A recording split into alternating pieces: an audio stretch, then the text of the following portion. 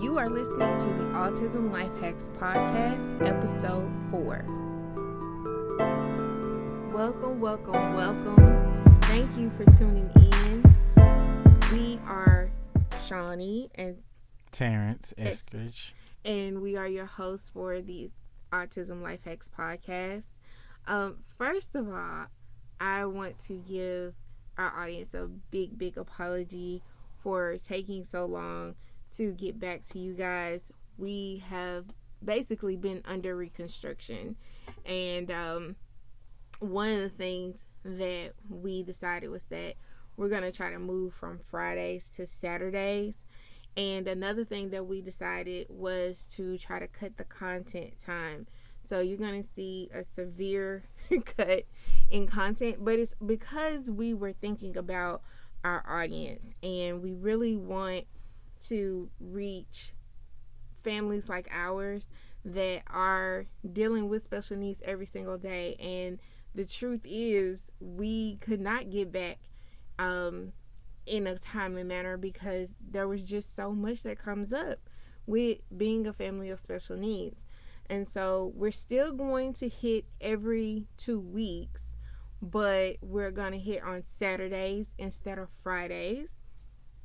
And also, we're going to try to trim down the time because we know that if we are having a hard time recording, you guys are definitely not going to have that much time to sit and listen. So we're being mindful of that, and we just thank you guys for still rocking with us, for still tuning in with us.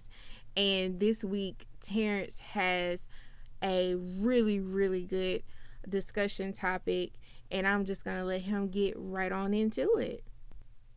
Okay, so today we're talking about common misconceptions with autism, especially once you tell people that you have autism, or once someone is told about autism, and the reactions they have, or the ideas that they have of it, or the ideas they have of you as an autistic person, especially the way they change or the ideas and stereotypes they put on you for being autistic. So to start off with, I took a poll and waited a while. That was part of the wait for it to get some replies and get results. And so we got big, the three top answers we got back were um, the main one we got back was that I am too smart to be autistic. Which I automatically have a problem with that because the autistic people in my life are the smartest people I've met. They're some of the most intelligent people, if not the most intelligent people in my life. So to hear this idea that there's a lack of an assumption that there's a lack of intelligence when you have autism, like even for people that are not necessarily on the high functioning end of autism, Mm-hmm. it's a little insulting. I think, and this is somebody that's not on the spectrum. I just would think that that's insulting Mm-hmm. to say, because you wouldn't assume that somebody who has type 2 diabetes isn't intelligent. You just wouldn't assume that. Mm-hmm. You wouldn't assume that, oh, she has type 2 diabetes, so she must not have been smart enough to eat properly or exercise regularly. She must have not had the mental capability to do that. That's not what that entails. Now, I know that there's a slight difference because autism by nature does come or can come with some cognitive impairments, but it's the fact that it can come.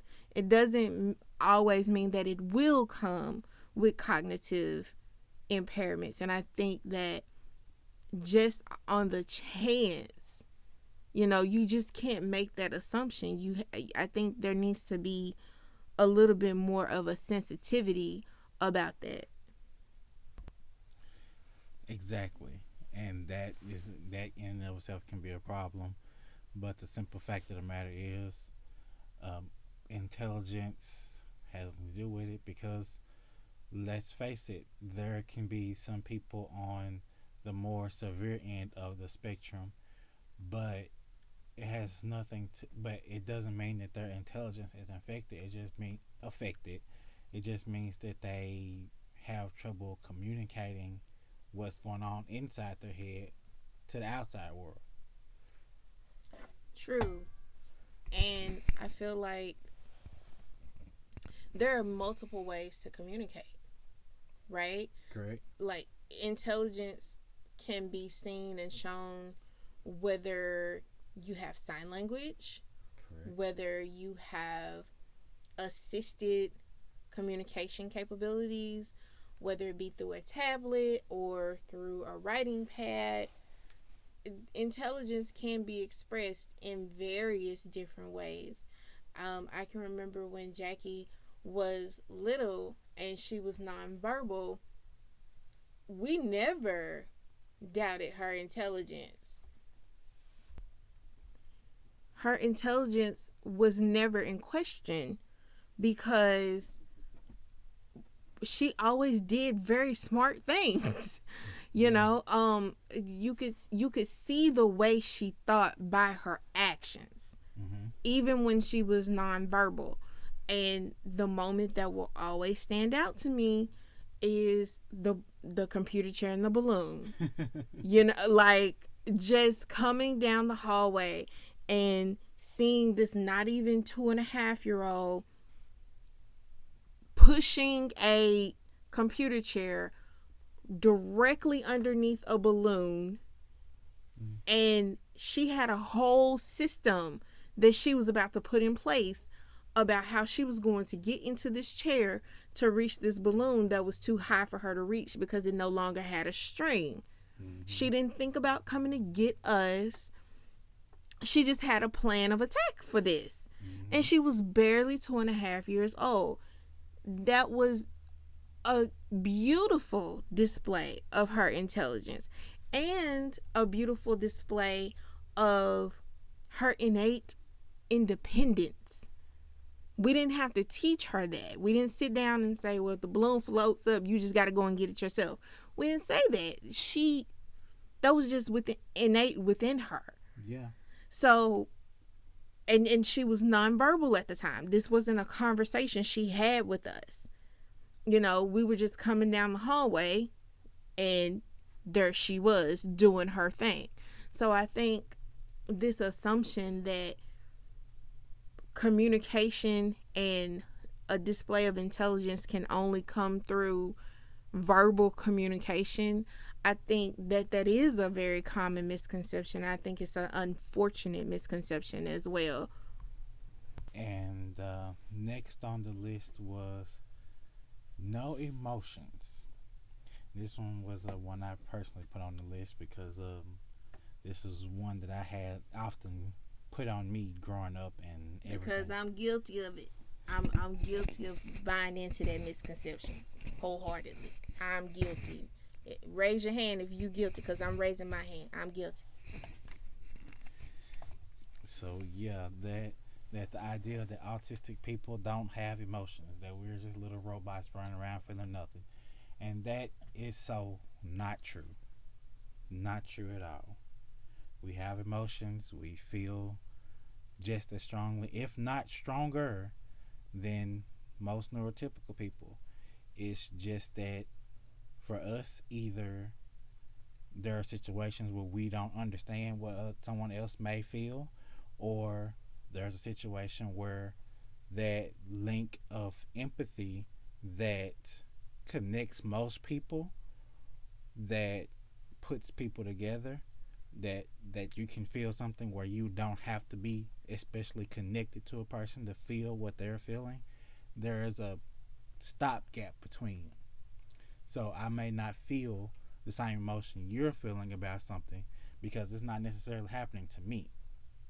I have questions. Okay, go ahead. I have questions. Because now that we're on this topic and you and your team on Facebook brought this up, shout out to the team on Facebook. Um, I want to get all types of answers. I'm going to take this moment for all my non autistic people and figure this out. And I'm going to try my best. And if I don't ask the questions you guys want the answers to, or if I miss a question, hit us up in that comment section. Let us know, and we'll do bonuses over in our Patreon page. Um, so be looking out for that bonus content over in the Patreon page. But here are these rapid fire questions about this no emotions. Number one, do you think that logic gets in the way of the ability to be empathetic for people on the spectrum? First off, what do you mean by that? Like looking at a situation logically? My perception is that the way your brain works is you're going to default almost to an extreme end of logic, of things have to make sense. And if they don't make sense, even right down to I can't cry because the situation is not happening to me. She's crying because the situation is happening to her. I can't cry because the situation is not happening to me. That there's that system of logic that's there that really doesn't allow for the system of empathy to run simultaneously. Yeah, that I can say has been a definite issue sometimes, because there have been times where, um, at least in regards to personal experience, there have been times where like after the fact, I know after the fact that I've done something that has made somebody mad or hurt their feelings or something like that, and I did not feel I could do anything about it because I'm the one that made them mad. So, or made them sad. So at a point, I'm like, well, what can I do about it? Because I'm the one that did it. So there's nothing I can do. And that's the part where there's just such a crossroads, because for me, I'm standing there in the moment like there is so much that you can do about this, even from a logical standpoint. Apologize, acknowledge what you did wrong, acknowledge that you understand that it hurt my feelings. And at a certain point when that doesn't happen, it's like I have to question myself like, wait, does he understand? Does he understand that he hurt my feelings? Does he understand that if he's actually remorseful for hurting my feelings, that this is the perfect time to apologize? Does he know that this is the time to come in with a solution, or an alternative to me feeling the way that I'm feeling? Like, does he know these things?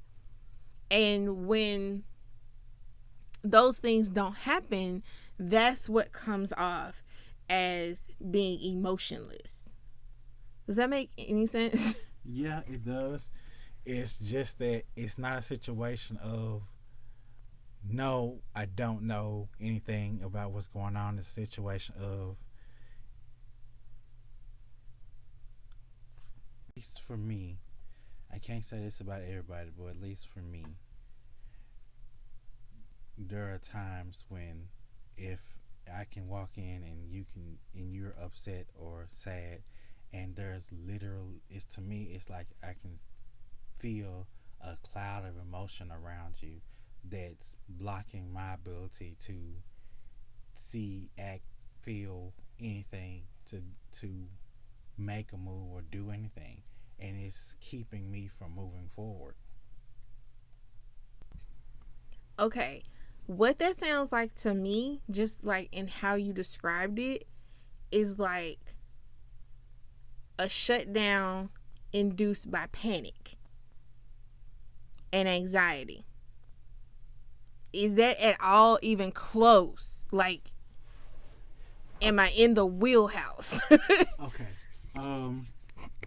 So what I've come to realize from watching other people, watching neurotypical people, and this is gonna sound weird, but it's like there's something between you that you don't even have to do anything, but there's like something that comes out of you into another person, and they can just feel it. Like when you want to be hugged, or you want to be joyous, or you want, they just feel it, and they come up and they can either give you a hug, or they're happy for you, or they're like whatever you want, you put out there, and another person accept it, receive it, and they send it back to you. The problem with it is, for the way I see it, is for a lot of people with autism, you send it out, and then there's like a block. We get it, but it's not something that we can send back out. Okay, so from the neurotypical side of things, I feel like, just in my own personal experience with you specifically, that, and I've said this to you before, that you know how to speak English, you know how to speak a little bit of Japanese, you put up with my basic to intermediate Spanish, but you don't know how to do body language. That's one language that you struggle with, right down to sign language. And I think that thing that you say neurotypical people send out and other neurotypical people can catch it, it's the signals. It's the signals of the body. And I think some of it is physical. And I think the other part of it is a spiritual element to it. Mm-hmm. Because you can feel spirit. You know, you can feel feelings. It's like when you walk into a room and you can feel the tension. You can feel when a conversation has just been had about you between two people, because you walk in the room and immediate silence. You know what that feels like. At least I know what that feels like. Mm-hmm. So, and I've seen situations where you necessarily did not know what that felt like, but you also weren't reading the signs either. The fact that when you're coming down the hallway, you know you hear murmuring before you get to the kitchen, and then you get in the kitchen and the murmuring suddenly stops and everybody's eyes are big, or they're looking off to the left or to the right, and they can't for some reason look you in the eye. And it's not an autistic thing, because ain't nobody else in the room got autism but you. Like, those signs should communicate that something is amiss here. It should evoke the question of, why did the conversation stop when I walked in the room? And from that question, you should get, oh, who was talking about me? That's where it comes from. Does that make any sense? I mean, yeah, that makes sense, but that goes back into something that has to be purposefully learned. I guess most people pick it up. Most neurotypicals probably pick it up as they grow up, but it's something that, as an autistic person, has to some it's something that they have to go out and purposefully learn. I know one person that I know actually went and took acting classes just so they could get those signals. I remember you telling me about that before we actually did this episode, and I think that's so cool, and it is so ingenious to learn how to embody the human emotion and to learn how to read body language. I think that that's amazing and fantastic. But transitioning from no emotions to your third result, because Hmm. I think they're intertwined. Um, do you the if the misconception is that autistic people don't have emotions or don't emote, explain meltdowns. That's my second question. That's just it. Meltdowns in and of themselves are a proof of emotion, because meltdowns generally are underlying stress, are underlying parts of emotional things that we either did not realize or don't know how to communicate, or things that have been stressing or bothering us for a length of time. Because a meltdown may start at one point, may actually happen at one point, but it could have started days ago. It could have started weeks ago. The actual stressor for the meltdown could have started a while ago, and it doesn't actually blow up. It doesn't actually happen until much later on. It can be boiling below the surface for days, sometimes even weeks. Yeah, I believe that meltdowns are caused by overlooked stemming, or just mass stemming in and of itself, which is the third largest topic and the largest one in and of themselves. Um, the largest result in and of itself, masking and stemming. When you have masked, uh, when you have masked a stem, or masked your emotion, or just stemming in and of itself. First off, stemming isn't just something that autistic people do. Correct. And if it's okay, I would like to define stemming for everyone who doesn't quite know what stemming is.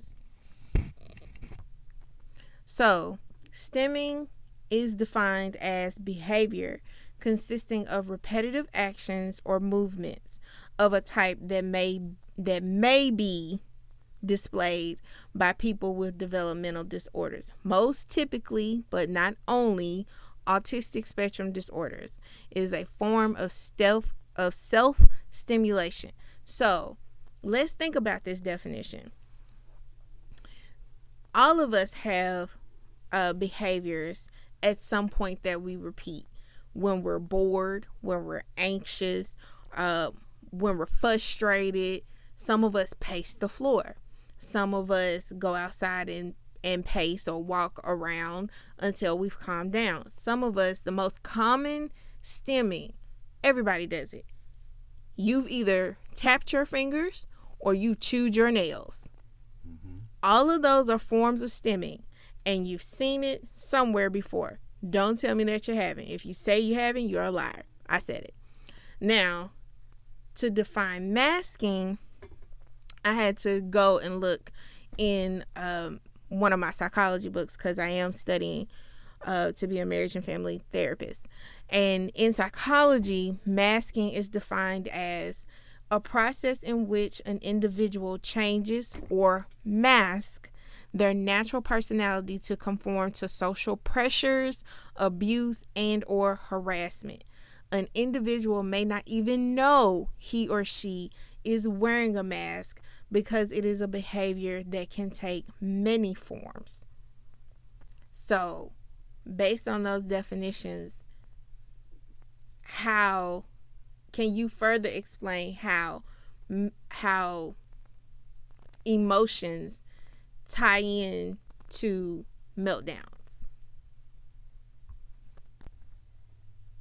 Of us have learned how to deal with things in our own way, to deal with certain situations, whether it's to look like everybody else, to not feel left out, to be proud of who we are in any type of situation. We've learned how to deal with things however we wanted to learn how to deal with it.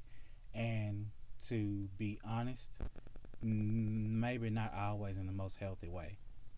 So, in that regards, the thing you learn how to do something, and let's be honest, when you are autistic, it is a little easier to get into habits, whether they are good or bad.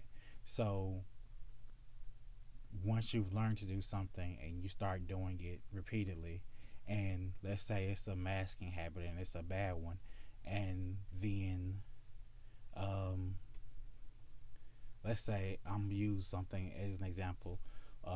We do get into a minor argument, even if it's not even over something big, and I like to make sure that the right thing is done or the right or something is right, and then then we get into a discussion, and instead of just letting it go, I try to go and find out the right answer, even if it means that I have to try to hunt something down and try to prove you wrong when I really don't care about the answer, but you may not, I think that you're not right, so I have to go and hunt it down. You and Google get on my nerves.